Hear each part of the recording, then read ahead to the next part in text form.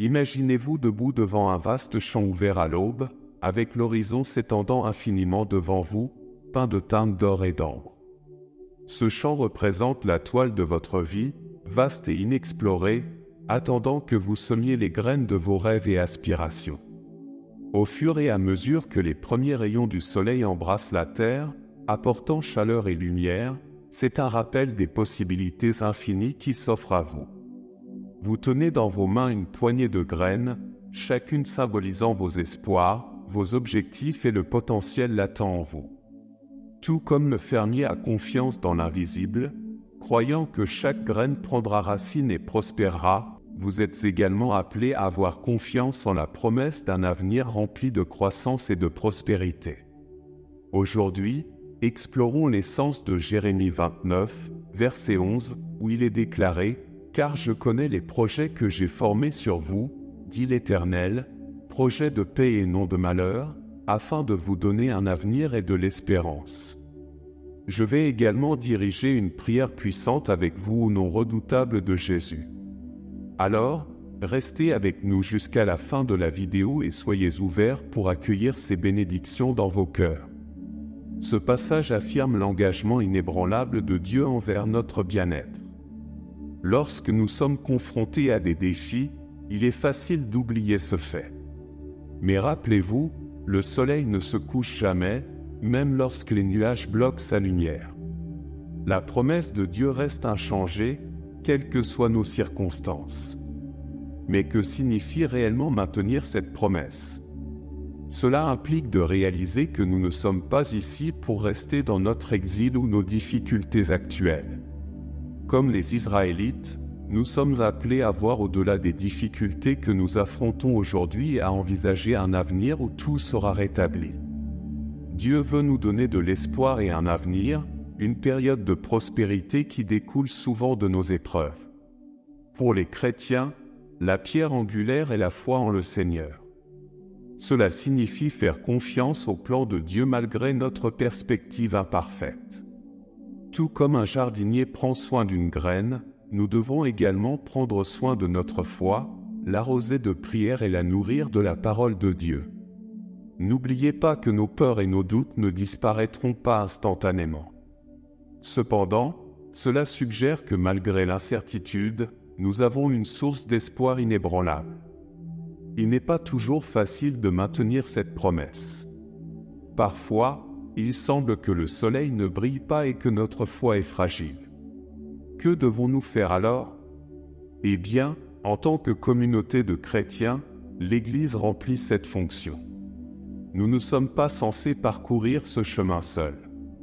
Notre foi peut chanceler lorsque nous sommes coupés de notre famille spirituelle, tout comme une graine isolée peut avoir du mal à pousser. En partageant nos rêves, nos défis et nos triomphes les uns avec les autres, nous obtenons un soutien et une inspiration mutuelle. Les vies de ceux qui nous entourent nous rappellent constamment la fidélité de Dieu. Ainsi, en nous rappelant les paroles de Jérémie 29, verset 11, tenons-nous fermement à la connaissance que Dieu nous aime et a nos meilleurs intérêts à cœur. Regardons maintenant 6 vérités essentielles qui montrent comment Dieu a réellement un plan pour nous donner de l'espoir et un avenir. Numéro 1. Croire en l'invisible. Il y a des moments dans notre parcours de foi où la destination est inconnue et la route à venir est recouverte de brume. La deuxième vérité essentielle nous montre que la foi implique également de croire aux forces invisibles à l'œuvre dans la vie et de faire confiance à Dieu pour qu'il réalise ses promesses et nos rêves, même lorsque nous ne pouvons pas encore les voir. Revenons à l'histoire d'Abraham, appelé par Dieu à partir vers l'inconnu et à laisser derrière lui tout ce qui lui était familier, y compris son peuple, sa patrie et son mode de vie. Considérez simplement la bravoure dont Abraham a dû faire preuve pour avancer dans la foi sans savoir où il allait. Dieu dit à Abraham dans Genèse 12, verset 1, « Va-t'en de ton pays, de ta patrie et de la maison de ton père, dans le pays que je te montrerai. » Le voyage d'Abraham était un voyage de foi ainsi qu'un déplacement physique, surtout après la promesse d'un fils dans sa vieillesse. Malgré l'infertilité de Sarah et son âge avancé, Abraham a fait confiance à la promesse de Dieu. Comme le dit Romains 4, verset 20, il ne douta point, par incrédulité, au sujet de la promesse de Dieu, mais il fut fortifié par la foi, donnant gloire à Dieu. Il faut faire un grand saut de foi pour avoir confiance en l'invisible. Nous devons garder à l'esprit la fidélité passée de Dieu pour nourrir ce type de confiance dans notre vie quotidienne. Nous pouvons trouver de la force en rappelant les promesses et les provisions passées de Dieu, tout comme l'a fait Abraham. Dieu a été fidèle dans nos propres vies. Un excellent moyen de renforcer notre foi pour les défis du présent est de revenir sur des expériences antérieures où la main de Dieu était clairement visible. Je vous exhorte à abandonner votre désir de contrôle. Il est dans notre nature en tant qu'être humain d'essayer de tout comprendre. Eh bien, dans certains cas, nous devrions simplement mettre notre foi dans la connaissance et le timing de Dieu. Cette soumission est un signe de force et de maturité spirituelle plutôt que de faiblesse. Quels aspects de votre vie avez-vous besoin de lâcher prise et de mettre davantage votre foi en Dieu? Similaire à Abraham, qui a développé sa foi et son caractère à travers son voyage, Dieu utilise fréquemment nos difficultés et nos doutes pour nous façonner en les personnes qu'il veut que nous soyons. Il renforce notre foi, nous inculque la patience et nous permet de dépendre plus entièrement du Seigneur. Dans le monde dans lequel nous vivons aujourd'hui, où voir est souvent confondu avec croire, le concept de croire en ce que nous ne pouvons pas voir peut être difficile. Cependant, c'est l'idée centrale de la foi. Hébreux 11, verset 1, déclare que la foi est une ferme assurance des choses qu'on espère, une démonstration de celles qu'on ne voit pas. Cette assurance repose sur le caractère inébranlable et les promesses de Dieu, non sur notre situation actuelle ou sur ce que nos sens peuvent percevoir. Numéro 2, la réussite au-delà des biens matériels. La prospérité est souvent associée à la richesse matérielle et aux accomplissements observables. Cependant, cette vérité nous invite à explorer une compréhension plus profonde de la prospérité. Cette idée englobe non seulement la richesse matérielle, mais aussi, et surtout, la stabilité émotionnelle, la richesse spirituelle et le sentiment d'accomplissement qui découle de mener une vie conforme à notre dessein. Les livres des rois, chapitres 3 à 11, racontent l'histoire du roi Salomon. Salomon, connu pour sa sagesse inégalée, offre une illustration convaincante de la véritable prospérité. Après que Dieu lui eut dit en rêve « Demande ce que tu veux que je te donne », Salomon décida que la sagesse et la compréhension seraient plus importantes qu'une longue vie, de l'argent ou la chute de ses ennemis. Cette décision démontre comment la véritable prospérité va bien au-delà du gain financier. Dieu donna à Salomon la sagesse, qui lui apporta non seulement la richesse matérielle, mais aussi le respect, l'harmonie et le pouvoir. Dans sa forme la plus pure, la prospérité consiste à améliorer nos vies et celles de ceux qui nous entourent avec des vertus telles que la compassion, la sagesse et la compréhension. La réussite au-delà des biens matériels nous encourage à rechercher l'équilibre. La clé est de travailler vers le succès et la sécurité financière sans sacrifier nos relations, notre développement spirituel ou notre bien-être émotionnel, car ce sont ces éléments qui nous apportent la plus grande richesse. De plus, cette idée de prospérité nous pousse à réfléchir attentivement à la manière dont nous allouons nos ressources. De la même manière que Salomon guidait son peuple et faisait des choix judicieux, nous sommes appelés à utiliser nos ressources, matérielles, intellectuelles ou spirituelles, pour bénéficier et aider les autres. Lorsque nous allouons nos ressources conformément à nos objectifs et principes, la véritable prospérité émerge. Comment pouvez-vous tirer le meilleur parti de vos ressources pour améliorer votre communauté? Nous vivons une réalisation plus grande et une vie plus orientée vers un but lorsque nous adoptons une réussite qui va au-delà de la richesse matérielle. Nous commençons à apprécier les bénédictions intangibles de la vie, telles que l'amour, la joie, la paix et la communauté. Nous sommes conscients que, bien que la richesse matérielle puisse être une bénédiction, ce n'est en aucun cas le seul signe d'une existence prospère. Numéro 3. Gérer les incertitudes de la vie. Examinons le récit de Daniel trouvé dans les chapitres 1 à 6 du livre de Daniel. Sa vie a pris plusieurs détours inattendus, notamment son exil et son service dans une cour étrangère. Daniel a maintenu une forte confiance en Dieu malgré ses difficultés. Il a persévéré à travers des épreuves telles que la fosse au lion, avec une forte conviction spirituelle. Quand avez-vous eu foi mise à l'épreuve par des événements inattendus pour la dernière fois? Nous tirons une leçon précieuse sur la gestion des incertitudes de la vie du parcours de Daniel. Il a refusé de laisser son environnement contrôler ses croyances ou son comportement. Au contraire, il a persisté à honorer et croire en Dieu, indépendamment des circonstances extérieures. Sa ténacité et sa droiture morale face à plusieurs dirigeants dans une terre étrangère nous montrent que nos croyances spirituelles peuvent rester vraies même lorsque tout autour de nous semble changer. Pour naviguer à travers l'incertitude, il faut avoir une forte foi dans le plan de Dieu. Cela implique de réaliser que parfois, la vision d'ensemble de ce que Dieu organise dans nos vies dépasse la portée de notre perspective finie. Rappelez-vous ce que le Seigneur a déclaré : « Car je connais les projets que j'ai formés sur vous. » Ainsi, nous sommes également appelés à croire en la souveraineté de Dieu sur nos vies, tout comme l'a fait Daniel en restant obéissant et en ayant confiance en la délivrance de Dieu. Dieu est celui qui connaît nos plans. N'oubliez pas que la flexibilité et l'adaptabilité font partie de la gestion de l'incertitude avec grâce. Daniel a maintenu ses principes et ses croyances tout en s'adaptant à la vie dans une cour étrangère.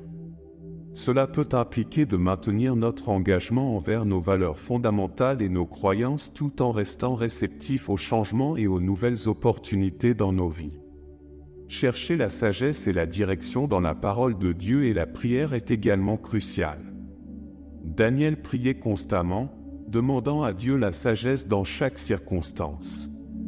Notre première action devrait être de nous tourner vers Dieu dans la prière et la Bible en période d'incertitude. La valeur de la communauté dans la gestion de l'incertitude est une autre leçon soulignée par l'histoire de Daniel. Daniel était ami avec des personnes partageant des croyances et des valeurs similaires, telles que Shadrach, Meshach et Abednego. Ils se donnaient mutuellement du courage et de la force lorsqu'ils traversaient des moments difficiles ensemble. Cela démontre l'importance d'avoir une communauté bienveillante. Avoir un système de soutien de croyants qui prient pour vous, vous soutiennent et vous guident lorsque les choses se compliquent est quelque chose que je recommande vivement. Qui parmi les personnes de votre vie est en mesure d'offrir ce type d'assistance? Numéro 4. La promesse des plans célestes.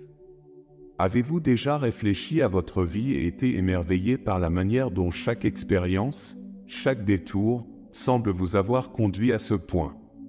Ce réseau complexe d'événements joyeux et difficiles façonne une histoire qui vous est propre. Cela nous réconforte en sachant qu'il existe un plan divin pour nos vies, une histoire pleine de promesses et de sens. Cela nous assure que la sagesse supérieure et l'amour continuent de guider notre chemin même dans nos moments de doute. Jetons un coup d'œil à l'histoire de Joseph dans la Bible, que l'on trouve dans le livre de la Genèse. La vie de Joseph sert d'exemple frappant de la manière dont les desseins divins se révèlent à la fois à travers les revers et les victoires. Joseph a été réduit en esclavage par ses frères, injustement condamné et emprisonné, sa situation semblait désespérée. Mais malgré tout, il n'a jamais vacillé dans sa foi en Dieu. À travers les épreuves, Joseph s'est élevé en stature, sa sagesse et son intégrité brillant même dans les coins les plus sombres. Il est devenu le deuxième homme le plus puissant en Égypte, sauvant sa propre famille et de nombreuses autres pendant une famine dévastatrice. Sa vie, autrefois apparemment marquée par la souffrance, a révélé un design époustouflant, l'amour, le pardon et la rédemption tissés dans la trame même de son parcours. L'histoire de Joseph, mes amis, est un témoignage de la promesse de Jérémie 29, verset 11. Elle nous rappelle que même lorsque le chemin semble obscurci par les ténèbres, les plans de Dieu se dévoilent de manière que nous ne comprenons pas toujours. Les épreuves que nous affrontons et les détours que nous prenons peuvent tous être des touches de pinceau dans le grand chef-d'œuvre de nos vies, nous conduisant vers un avenir riche de sens et de dessein. Le récit de Joseph nous incite à appliquer la lentille de la foi à nos propres vies. Il teste notre capacité à croire au plan de Dieu face à l'incertitude et à la difficulté du voyage.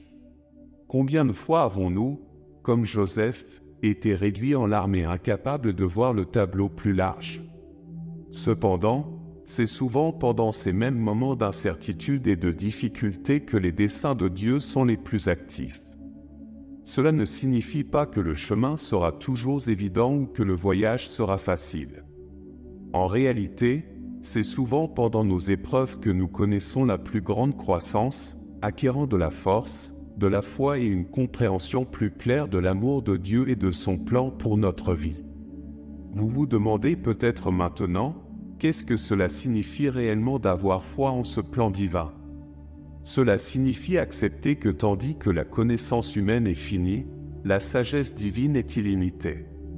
Il s'agit de renoncer à notre désir de tout contrôler dans nos vies et d'être plutôt réceptifs aux opportunités que Dieu a pour nous. La merveilleuse histoire de Joseph sert également de rappel que les desseins de Dieu transcendent fréquemment nos propres intérêts.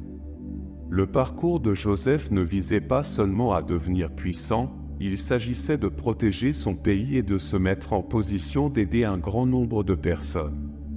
Cette perspective nous incite à penser au-delà du présent et à explorer la possibilité d'utiliser nos vies pour quelque chose de plus grand. Il est possible que les difficultés que vous traversez actuellement vous préparent à aider d'autres personnes plus tard. Numéro 5. La puissance des attentes pleines d'espoir. Ce concept fort tourne autour du pouvoir transformateur d'une perspective positive et d'un état d'esprit qui façonne nos expériences et nos résultats. Cette vérité est magnifiquement illustrée par l'histoire biblique de David, que l'on trouve dans les livres de Samuel. David est un exemple parfait du pouvoir d'avoir à la fois des attentes positives et de la foi en Dieu, comme le montre son parcours depuis ses modestes débuts en tant que jeune berger jusqu'à son ascension ultime sur le trône d'Israël. Pensez à sa rencontre avec Goliath, la ferme croyance de David en Dieu lui a donné la confiance nécessaire pour affronter le géant. Dans le premier livre de Samuel 17, verset 37, David déclare « L'Éternel m'a délivré de la patte du lion et de la patte de l'ours, il me délivrera de la main de ce Philistin. » La vie de David n'a pas du tout été facile. Il a connu des difficultés, des persécutions et même des moments troublants. Cependant, ces psaumes montrent un cœur qui revient continuellement à l'espoir et à la foi en Dieu. Avez-vous déjà remarqué que votre perception d'une situation difficile change lorsque vous adoptez une perspective positive? Avoir des attentes pleines d'espoir nous inspire à imaginer nos vies non pas telles qu'elles sont, mais telles qu'elles pourraient être. Cela implique d'adopter une perspective optimiste et expectante sur la réalité. Les attentes positives sont fortement influencées par la gratitude.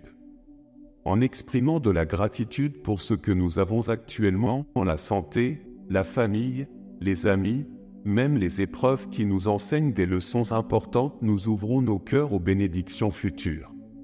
David a montré fréquemment de la reconnaissance et de la reconnaissance malgré des situations difficiles, servant de rappel que la reconnaissance peut changer l'état émotionnel de nos cœurs de désespoir à expectatif. Considérons l'expérience de David et la leçon plus vaste de cette vérité essentielle alors que nous réfléchissons à la manière dont nous pouvons rester optimistes face à l'adversité. Comment pouvons-nous développer une attitude de reconnaissance pour le présent et le futur? Mes amis, n'oublions jamais que notre réaction face à l'adversité influence tout. Alors que beaucoup de choses qui nous arrivent sont hors de notre contrôle, nous avons la capacité de décider comment nous y répondrons. Cela implique de regarder au-delà des difficultés actuelles et d'avoir foi en les bons plans de Dieu pour nous, tels que nous les entendons dans le chapitre 29 du livre de Jérémie. Numéro 6. L'espoir comme lumière guidante.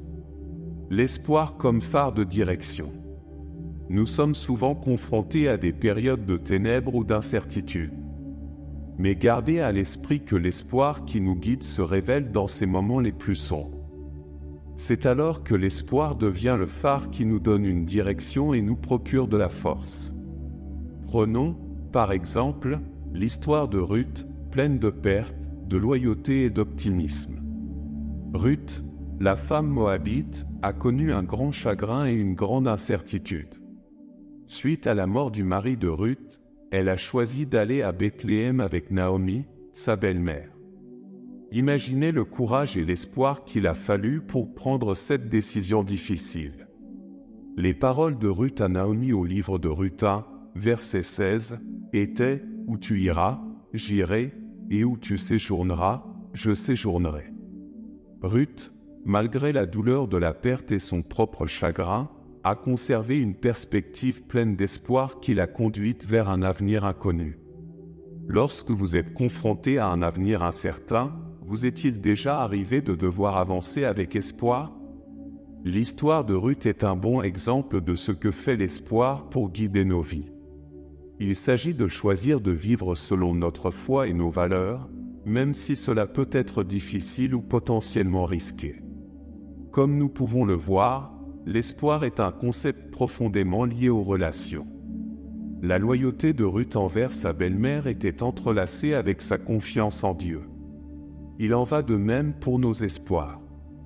Ils sont souvent nourris et soutenus par ceux que nous aimons et par notre foi. Posez-vous la question, qui a été une source d'espoir dans votre vie? L'expérience de Ruth nous rappelle qu'en général, l'espoir conduit à un nouveau départ. C'est son arrivée à Bethléem qui a déclenché une série d'événements, non seulement pour Ruth, mais aussi pour la lignée de David et finalement pour Jésus-Christ. Et si vous pouviez voir les effets étendus de vos actions pleines d'espoir? En acceptant l'espoir comme la lumière qui nous guide, nous constatons que nos circonstances actuelles ne doivent pas nécessairement être notre dernier chapitre. Comme Ruth, vous pouvez faire face à la perte, à la transition et à l'incertitude. Si nous choisissons l'espoir, comme l'a fait Ruth, il peut guider notre chemin et nous apporter de nouvelles bénédictions. Maintenant, à tous ceux qui entendent ma voix, poursuivons le réconfort et les conseils que seul notre Seigneur peut offrir. Je vous encourage à vous unir à moi pour exprimer nos espoirs, nos préoccupations et notre gratitude envers celui qui écoute avec un cœur miséricordieux. Impliquez-vous dans la prière avec moi pour accueillir la grâce qui accompagne cette prière sincère. Dieu gracieux, en ce moment de prière collective, nous nous réunissons en reconnaissant la beauté et l'imprévisibilité du voyage de la vie. Nous te demandons de nous accorder la grâce et la résilience pour naviguer dans les eaux imprévisibles qui tourbillonnent parfois autour de nous. Comme un navire guidé par les étoiles, puissions-nous avoir confiance en le plan sous-jacent qui trace notre parcours à travers des mers calmes et des vagues tumultueuses. En nous tournant vers les enseignements du livre de Jérémie, nous cherchons la sagesse pour nos vies. Puissent les leçons de la fidélité de Jérémie, même en des temps difficiles, nous inspirer à rester fermes dans notre dévotion envers toi. Aide-nous, ô Dieu, à trouver la force et la raison d'être dans les moments d'incertitude, tout comme l'a fait Jérémie, et que nos vies reflètent la confiance inébranlable qu'il avait en ta guidance divine. L'espoir, comme une lumière guide, c'est ce que nous demandons, surtout en temps de perte. Puisse-t-il briller intensément en nous, éclairant le chemin à venir même lorsque la voie semble sombre.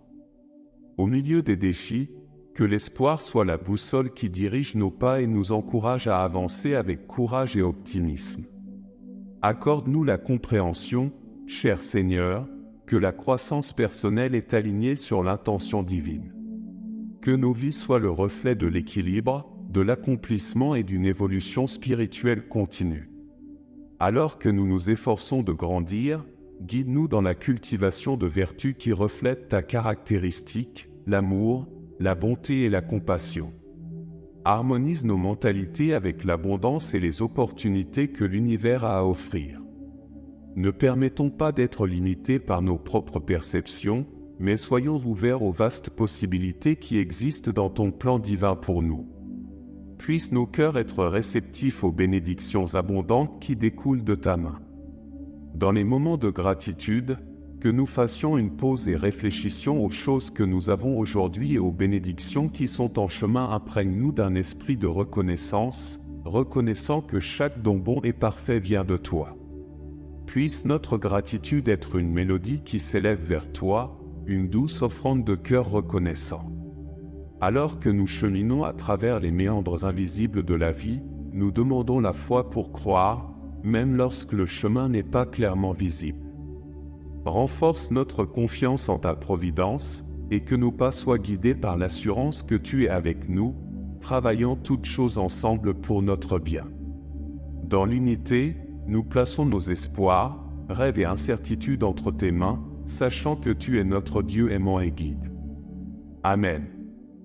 Si ce message vous inspire, veuillez nous le faire savoir dans la section des commentaires de cette vidéo.